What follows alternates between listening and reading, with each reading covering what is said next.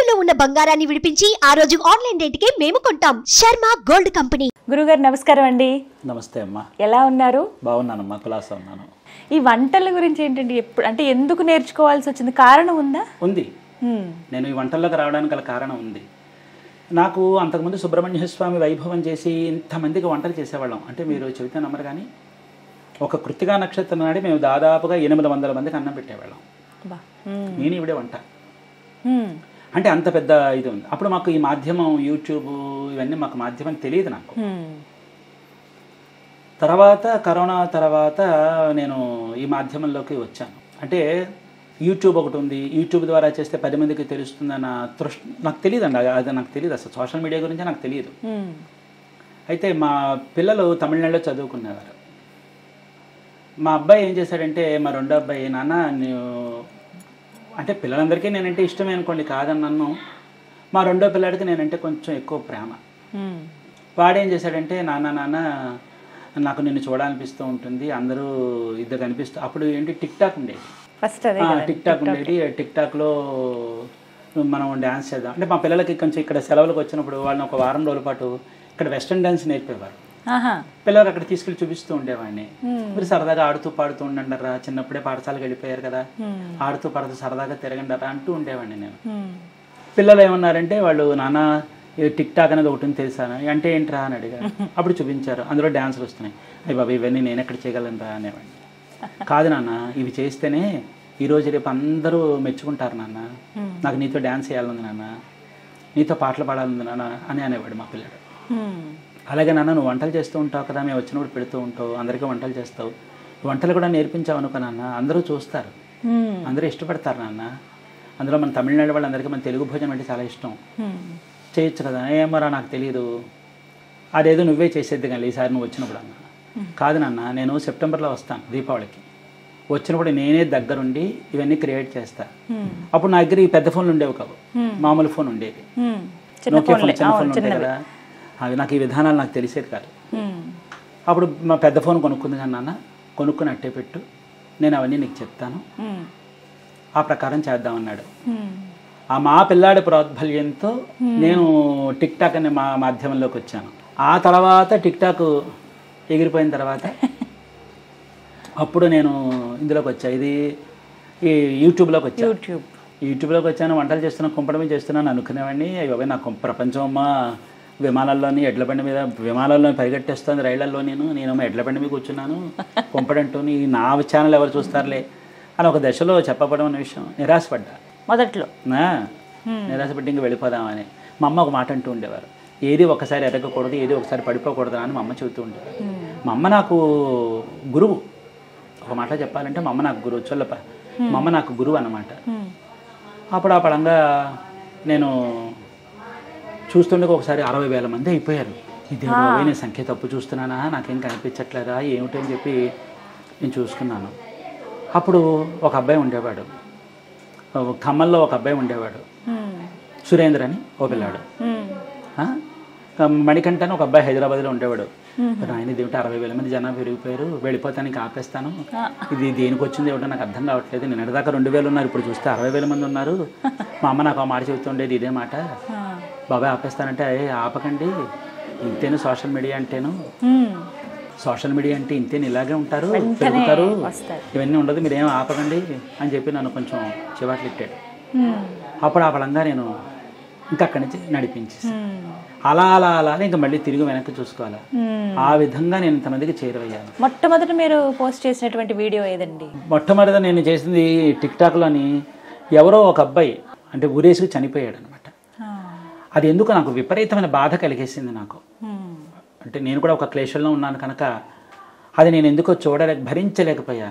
అప్పుడు చెప్పాను, నాన్న మీరు ఇలాంటి పనులు చేసుకోకండి, స్నేహితులు అనేటటువంటి వాళ్ళు వెళ్ళి వాళ్ళ తల్లిని తండ్రిని కాస్త కొన్నాళ్ళు ఆదుకోండి, అందరూ 12వ రోజుతో వెళ్ళిపోతారు, వెళ్ళిపోయిన వాళ్ళు వెళ్ళిపోయిన తర్వాత వీళ్ళొక్కళ్ళు లబోదిబ్బమని ఏడుస్తారు పాపం. స్నేహితులు, అబ్బాయి స్నేహితులు ఎవరైతే ఉన్నారో ఆ తల్లిదండ్రులను కాస్త కనిపెట్టుకుని మీరు కొన్నాళ్ళు వాళ్ళని కొంచెం మామూలు మనిషిని చేసేంత వరకు మీరే వాళ్ళ పిల్లాడయ్యి కొంచెం కనిపెట్టుకోండి నాన్న అని చేసిన మొట్టమొదటి వీడియో నాది అది. ఈ యూట్యూబ్లోకి వచ్చిన తర్వాత నేను చేసిన మొట్టమొదటి వీడియో ఏంటంటే పెసరపప్పు పచ్చడి. ఇంకా అక్కడి నుంచి కొన్నాళ్ళ పాటు చెబుతున్నాగా అనుకోకుండా ఒకసారి పనసపట్టు కూర, నాకు అప్పుడు ఎడిటింగ్లు తెలియవండి అవి, ఎడిటింగ్లు చేయడాలు, ఆ పేరు పెడతారు అలా అప్లోడ్ చేసేసి అంతే. ఇప్పుడు ఆన్ చేశానంటే అది ఎందుకు వీడియో రన్ అవ్వాల్సిందే. ఆ కటింగ్ చేస్తే దాన్ని ఎలా కలపాలో నాకు తెలియదు, సరిగ్గా ఎలా తిప్పాలో కూడా తెలియదు, అవన్నీ నాకు తెలియవు. అలా అలా పనసపట్టు కూర చేశా. 40 నిమిషాలు గంట పెట్టేసేది. ఇలాగే చూస్తారు కాబట్టి అనుకునేవాడిని నేను. ప్రపంచానికి ఇంత టైం లేదు గబగబా కానీ అనే విషయం నాకు తర్వాత తెలిసింది. అప్పుడు తెలియదు కదండి నాకు, అవన్నీ చేసేవాడిని. అలా అలా అనుకోకుండా అదే హిట్ అయిందండి. ఆ పనసపట్టు కూరే నన్ను ఎక్కడికో తీసుకెళ్ళిపోయింది అనమాట. అది ఎప్పటికైనా 40 నిమిషాలు ఉందో మా వీడియో. ఆ పనసపట్టు కూర అందరికీ చెప్తూ ఉండేవి, నాకు ఎడిటింగ్లు చేత కాదు, నాకు ఏమన్నీ పైన పేర్లు పెడతారు కదండి, ఆ పేర్లు పెట్టడం కూడా నాకు తెలియదు. థంబ్నెయిల్స్, ఆ పేర్లు పెట్టడం కూడా నాకు చేత కాదు, తెలియదు. అసలు మానిటైజేషన్ అంటే ఒకటి ఉంటుంది, దాన్ని చేసుకోవాలనే విషయం కూడా నాకేం తెలియదండి. అప్పుడు ఖమ్మంలో ఒక పిల్లాడు ఉన్నాడు, సుధీర్ అని ఓ పిల్లాడు. ఆ పిల్లాడు పురాద్భల్యం నాకు చేసి కైన్ మాస్టర్ అని ఒకటి పెట్టి అన్నీ దగ్గరుండి నేర్పించి అన్నీ చెప్పి వీళ్ళకి చెప్పి నేను వాళ్ళు చెప్పినవన్నీ పుస్తకాలు రాసుకునేవాడిని, దేని తర్వాత ఏం నొక్కాలి, దేని తర్వాత ఏం నొక్కాలి. ఇప్పుడు కూడా ఫోన్ అప్డేట్ చేస్తే నా పని అయిపోయింది అనమాట. కష్టమే. ఆ తర్వాత మా పెదనాన్నగారు మనవడు పని ఇక్కడే ఉంటాడు, వాడి మెసేజ్లు అన్నీ చూసి బాబాయ్ నేను వచ్చి చెప్తాను అని చెప్పి వాడు నాకు మళ్ళీ మానిటైజేషన్ చేసి అన్నీ చేసాడు అనమాట. తద్వారా అలవాటైంది. ఇప్పుడు మళ్ళీ దాన్ని ఏంటంటారు అప్డేట్ చేశాడంటే అయిపోయింది అనమాట. మళ్ళీ కష్టం దగ్గరికి వెళ్ళాలి. నేర్చుకోలేదా మరి మీరు? ఎలాగా? నేర్చుకోలేదండి. చెబుతున్నారు కానీ నాకేమిటి భయం, ఒకటి నొక్కితే ఒకటి నొక్కేస్తానము అనే భయం. ప్రపంచవ్యాప్తంగా చూసేస్తారు మరి వేరే ఏదైనా ఒకటి నొక్కేస్తాను, ఏమిటో ఛానల్ అయిపోతుందో ఏమిటో అని చెప్పి అదొక భయం ఉంటుంది కదా. తర్వాత నాకు ఈమెయిల్ చూడటం కూడా చేత కాదు. వాడేమో ఈమెయిల్ ఏదో పెట్టాడు ఏర్పాటు చేసి, ఇది వస్తుంది కదండి సిల్వర్ బటన్ వస్తుంది కదా, అదేమో వచ్చింది. అదేమో ఇక్కడ బెంగళూరు దగ్గర ఆగిపోయింది. వీడేమో ఈమెయిల్ చూశాడు, చూసిన తర్వాత చెప్పాడు నాకు, బాబయ్య నీకు ఇది వచ్చింది చూసుకోవాలి, మళ్ళీ నీకు ఈమెయిల్ వస్తుంది నువ్వు చూసి చెప్పాను. ఆ ఈమెయిల్ చూడటం నాకు చేత కాక 2 నెలలు వదిలేసా. ఆ 2 నెలలు వదిలేసింది వాడేం చేశాడు, వీళ్ళకి పంపిస్తే వీళ్ళకి ఎంత నిర్లక్ష్యం అనుకున్నాడు ఏమో, పట్టుకుపోయారు. మళ్ళీ మా వాడు ఫోన్ చేస్తే లేదు వెళ్ళిపోయింది, మళ్ళీ మీరు అప్లికేషన్ పెట్టండి ఎప్పుడప్పుడు పంపిస్తామన్నారు. పెట్టాడు, ఇప్పటిదాకా రాలా. మీరు బాగా వండేది ఏంటండి, వండే పదార్థం చెప్పండి. గుత్తి వంకాయ కూర బ్రహ్మాండంగా వండుతా. మాకు పెడతారా మరి? తప్పకుండా పెడతానమ్మా. గుత్తి వంకాయ కూర బాగా వండుతాను. పనసపట్టు కూర బ్రహ్మాండంగా చేస్తా. ఆ విధానం కూడా బాగుంది, నేను చూసాను. పనసపట్టు కూర బ్రహ్మాండంగా చేస్తాను. కందట్టు వేస్తానండి, అసలు మీరు తింటే వదిలిపెట్టరు మీరు. ఇలా చెప్పి నోరు ఊరించేస్తున్నారు స్వామి మాకు. కందట్టు దాని జత ఏమిటని అడగరే, పప్పు పులుసు. అబ్బో, ముక్కకి ఆ పప్పు పులుసు జుర్రు తాగితే అదొక అనుభూతి. నోరు ఊరిపోతుంది అసలు. కందట్టు బ్రహ్మాండం అన్నమాట. కందట్టు అన్ని ఇంచుమించుగా. పులిహోర, తమిళనాడు పులిహోర చేస్తా, తెలుగునాడు పులిహోర చేస్తా. సుబ్రహ్మణ్య స్వామి వారికి ఇష్టమైనటువంటి ప్రసాదం ఏది? స్వామికి బాగా ప్రియమైనటువంటిది శర్కర పొంగల్. చక్కెర పొంగల్ అంటే ఇష్టం, చాలా ఇష్టం. శర్కర పొంగల్ అంటే బాగా ప్రియంగా చేస్తారు. 2 గంజితో పాయసానికి చాలా ఇష్టం. గంజి పాయసం చేస్తాం, అది ఆయనకి చాలా ఇష్టం అనమాట. కాలై పూజ అని ఒకటి ఉంటుంది మురుగరికి, సుబ్రహ్మణ్యుడికి. అంటే పొద్దున ప్రాతకాలం 4 గంటలకు ఆయనకి మురుగరికి అభిషేకం చేస్తారు. అప్పుడు గంజి నివేదన పెడతారు. గంజి లేకపోతే గంజితో చేసిన పదార్థాన్ని కూడా స్వామికి నివేదన పెడుతూ ఉండడం ఒక విధానం ఉంది. గంజి అది చూస్తే ఇది గంజి అని ఎవరు చెప్పలేరండి, జుర్రు తాగుతారు, అంత మాధుర్యంగా ఉంటుంది. గంజి పడెక్కలేదండి. గంజితో చారు పెట్టచ్చు, సాంబార్ పెట్టేయచ్చు, పులుసులు పెట్టేయచ్చు, మజ్జిగలో కలిపేయచ్చు. ఇది గంజి అని ఎవరు మాత్రం పోల్చుకోలేరు, కానీ అదే ప్రియంగా తాగుతారు. బాగా కష్టమైన వంటకం ఏదండి మీకు? కొంచెం కష్టం అనిపించింది కానీ ప్రయత్నించాను నేను, బాగా కుదిరింది అన్న వంటకం ఏదైనా ఉందా? అరిసె. నిజమే, కష్టమైంది అది చాలా. కుదిరితే మాత్రం మీరు అన్నట్టు అదిరిపోతుంది. ఎందుకంటేనండి మాట విందండి. అది మనం అనుకుంటాం మనకు మన చేతిలో లొంగాపడమే ఉంటాం అనుకుంటాం, కానీ ఒక్కసారి మాట విందండి. బూరె ఒకటి కలిపే విధానం చీరేస్తుంది బూరే. తెలిసిందా? ఎంత ప్రావీణ్యత ఉన్నా ఈ రెండింటి దగ్గర జాగ్రత్తగా ఉండాలి. వేసే విధానం కరెక్ట్గా రావాలి. ఖచ్చితంగా బూరి దగ్గర జాగ్రత్తగా ఉండాలి. నూనె అంతా పాడైపోతుంది. నూనె పాడైపోతుంది. 2 ప్రమాదం. మొహం మీద చిమితే ప్రమాదం కదండి. ఆ ప్రమాదం ఒకసారి మా అమ్మ మీద తుళ్ళింది, మా ఇంటి ఆవిడ మీద తుళ్ళింది. 2 అపురూపమే కదండి. అమ్మ అపురూపమే, భార్య అపురూపమే. ఇద్దరి మీద చిందేటప్పటికి వాటి మీద అలిగాను అనమాట. ఇప్పటికి మళ్ళీ వేసింది లేదా? మళ్ళీ ఊర్లో వేసాను, ఒళ్ళు దగ్గర పెట్టి వేసానులేండి. ఏమండి పంటి కింద రాయేస్తే అన్నం తిన్న మానేస్తాను. చెప్పండి. తినాలనిపించినప్పుడు మరి వేసుకోకపోతే ఎలాగా? మరి బయట ఎక్కడేం చేస్తే నచ్చదాయే. మీరు మామూలుగా బయట భోజనం స్వీకరిస్తారండి? శుభ్రంగా చేస్తా. మీరు బయట భోజనం చేసినవి బాగా నచ్చింది ఎక్కడ? అంటే హోటల్స్ లో తింటారా లేకపోతే ఎలా? లేదండి, హోటల్లో అంటే తప్పనిసరి పరిస్థితుల్లో వెళతా. సరదాగా పిల్లలతో వెళ్ళాలనుకోండి, నేనే హోటల్ పెట్టాలనుకోండి, హోటల్కి వెళ్ళి నేను పర్యవేక్షణ చేసి తెలుసుకోకపోతే నాకు ఎలా తెలుస్తుంది చెప్పండి? శుభ్రంగా తింటా, హోటల్కి వెళ్తా, బజ్జీలు తింటా, అన్నీ తింటా. నాకు చెప్తున్నా కదండి, నేను భోజన ప్రియుడిని. అలా హోటల్కి వెళ్ళి తిని ఈ రుచి భలే ఉంది, నేను ఇంట్లో ప్రయత్నించాలి అని అలా చేసిన వంటకం ఏదైనా ఉందా? అలా చేసిన వంటకం ఉంది.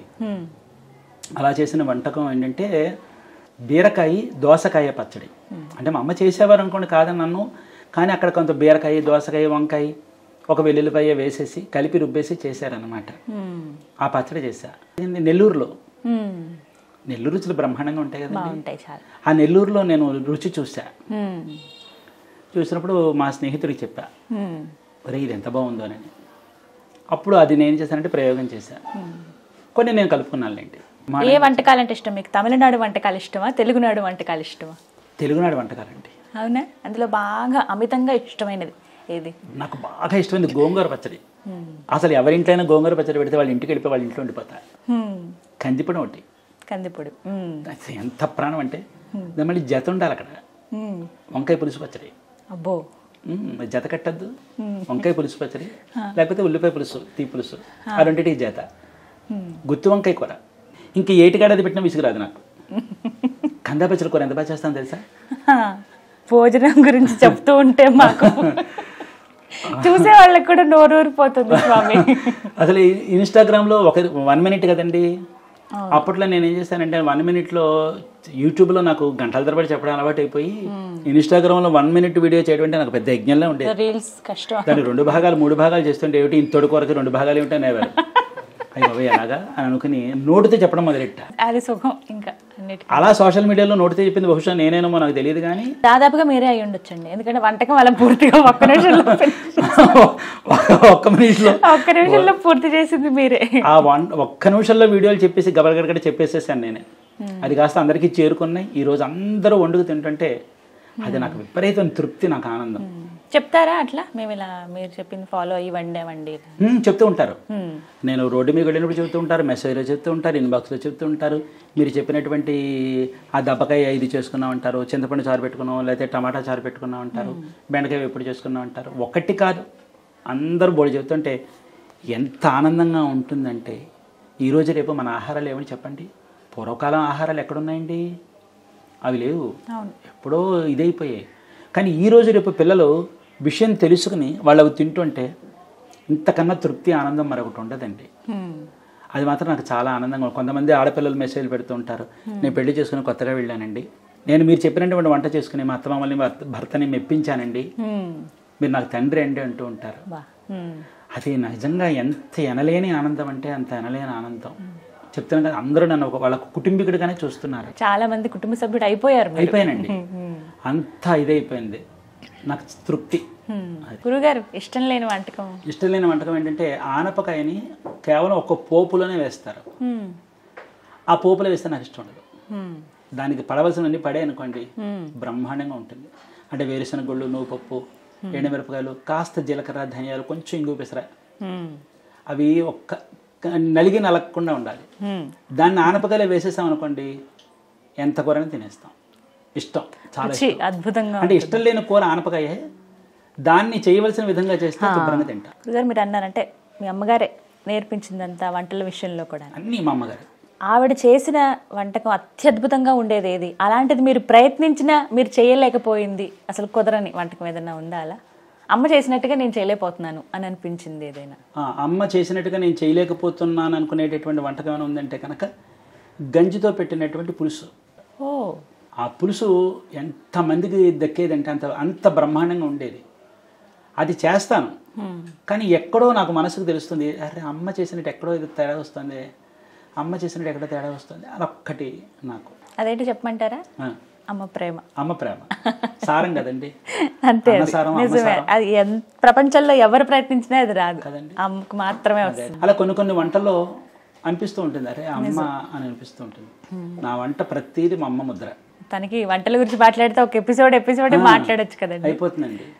ఈ రోజు రేపు వంట అంటే అమ్మా చాలా సులభమైన పని. వంట సులభమే, కానీ విషయం తెలుసుకుంటే డబ్బులు కూడా పెద్ద ఖర్చు అవ్వమ్మా. కానీ ఈ రోజుల్లో చూస్తున్నాగా, ఫోన్లో ఒక్క బటన్ నొక్కితే రెడీమేడ్గా ఆహారం వచ్చేస్తుందండి. అంతే, వండుకుని తినేంత అంత ఓపిక ఉండట్లేదు ఎవరికి. కానీ ఒకటి చెప్పాలంటే, ఇప్పుడు పిల్లలకి చెప్పాలంటేనండి, వంట చేసుకోవడానికి ఖర్చు ఏమీ పెట్టక్కర్లేదండి, సులభంగా చేసుకోవచ్చు, ఉన్న దాంట్లో చేసుకోవచ్చు. ఏమంటే సరుకులే లేవు, ఇంత పెసరపప్పు పచ్చడి చేసుకోండి, రోజు గడిచిపోతుంది.